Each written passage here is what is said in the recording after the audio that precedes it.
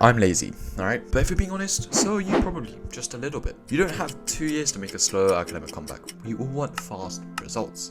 Because in 2 years' time, you might have already failed the tests that actually matter. Heck, you might even be watching this video when you have an exam tomorrow. But that's okay, because I also thought the exact same thing. And I found a shortcut. I got good grades so fast that I felt like cheating. So let's keep what I say in this video between us, yeah? Tip 1. Instead of studying everything, study the 20%.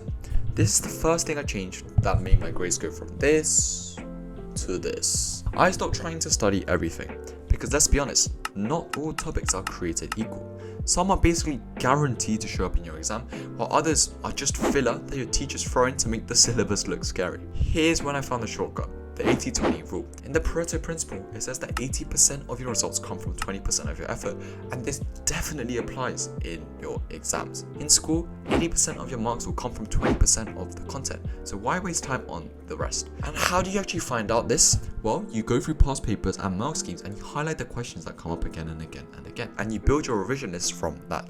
If the topic comes up more often, it went straight to the top of my list. If I was already strong at something, it went to the bottom. Because remember, you want revision to be difficult. You want to make loads of mistakes. You want to revise your weaknesses, not your strengths. Cal Newport talks about this in his book, The Deep Work. Focusing on the highest value tasks is the only way to make big progress fast. If you just want to make progress full stop, study everything by all means. But remember, fast. Instead of 5 hours spread across everything, I could do 1 hour on high yield stuff and still improve my grades. Less time, more marks, and that's the aim of the game. The second tip is instead of rereading your notes, do past paper speedruns. This is the second thing that changed my grades so quick. I stopped rewriting and rereading my notes over and over again, which actually, fun fact, if you're an OG, you guys know that was my main form of revision. I literally get like an A4 piece of booklet, and I rewrote everything into one booklet, and I thought I was so cool. I thought I was so sigma. I thought I was getting the revision points by doing that. It felt productive, right? That's why a lot of students do it as well, but it's actually one of the slowest ways to learn. Says science.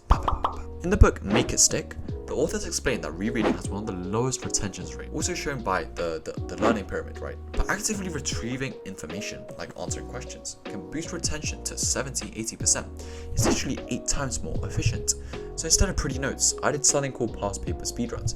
Here's the game. You set a timer and you do as many past paper questions as you can as you want to set the timer to. 10 minutes, 20 minutes, 30 minutes, however much time you have. Don't worry about if you get them wrong. And then the real magic is you go through the mark scheme and you figure out what you missed. That's active recall plus instant feedback. Scott Young, the guy behind Ultra Learning, says that the fastest way to get good at something is to practice the exact skill that you're going to get tested on. For us, that's exam technique, right? How is the exam actually going to test you? It's in the form of a piece of paper with questions on it called an exam paper. You want to revise by doing the exact same format, which is done through past papers. And trust me, once you've spammed enough past papers, the questions start feeling like TikTok trends. They repeat. Oh my god. Oh, sorry. The questions start feeling like TikTok trends. They repeat, just in slightly different outfits.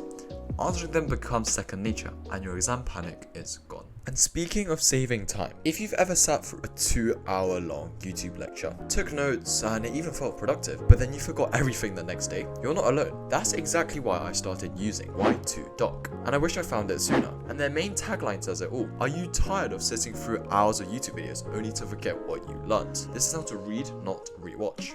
Here's how it works. You drop in any YouTube link, doesn't matter if it's 10 minutes or 4 hours, and Y2Docs turns the video into a full structured document.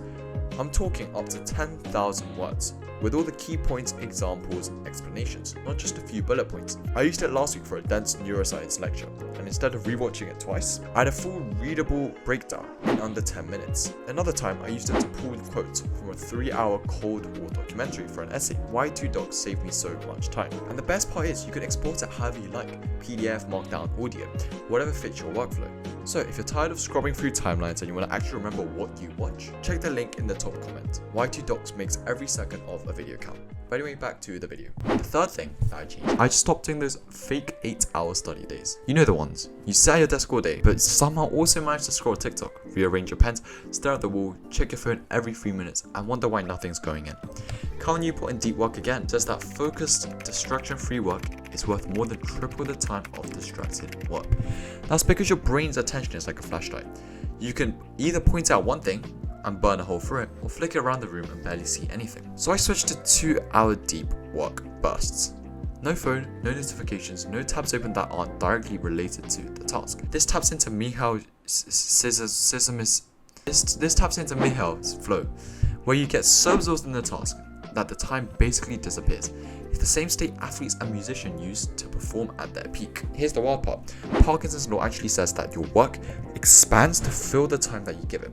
When I gave myself 8 hours, my brain dragged everything out and it subconsciously became less productive. When I gave myself 2 hours, it locked in and it got it done. I really recommend you read into Parkinson's law, it's so interesting. But 2 hours of deep work often got me more done than an entire study all day session. I left the rest of the day free for gym, friends, Netflix, and it was all a win-win. And by the way, if you want my full system, the exact one that let me keep all of my hobbies and get top marks, that's exactly what I teach in the Student Accelerator.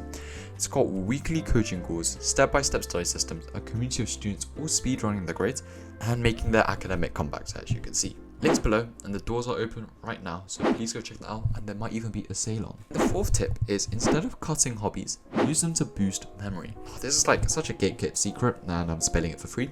But basically, most teachers tell you, right, if you want better grades, cut the distraction. Quit sports, stop playing instruments, say goodbye to your social life. Also a favourite of Asian parents. And for years I actually believed that, until I realised that they were completely wrong. There's a psychological concept called the Zeigarnik effect, and it says your brain remembers better unfinished tasks better than finished ones. In other words, if you take a break to do something completely different, your brain keeps processing the work in the background. Combine that with the spacing effect, which is this, where spacing out your study sessions improves retention.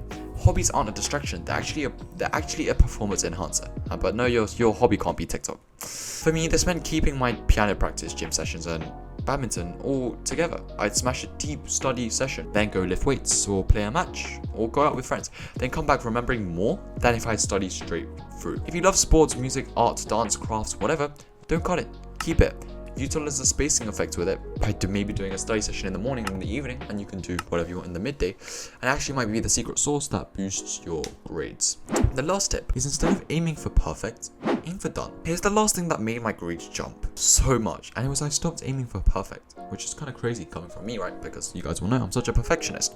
But perfect revision timetables, perfect notes, perfect answers, all they did for me was waste time and make me procrastinate. James Clear in Atomic Habits says, you don't rise to the level of your goals, you fall to the level of your systems. So I switched to a done is better than perfect mindset. I set tiny, high impact daily tasks, like do 5 past paper questions, and I didn't go to bed until they were done. Those tiny wins stacked up way faster than waiting for the perfect study day that never came.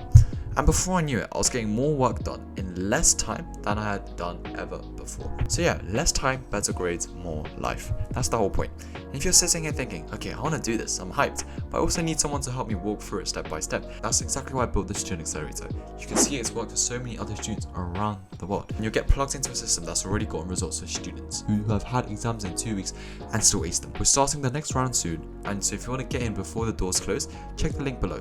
Join now, and in a few weeks you can be looking at the grades you didn't think were possible. But as always, thank you for watching this far. Leave a comment, and I will see you in the next video. 사랑해요. Oh no.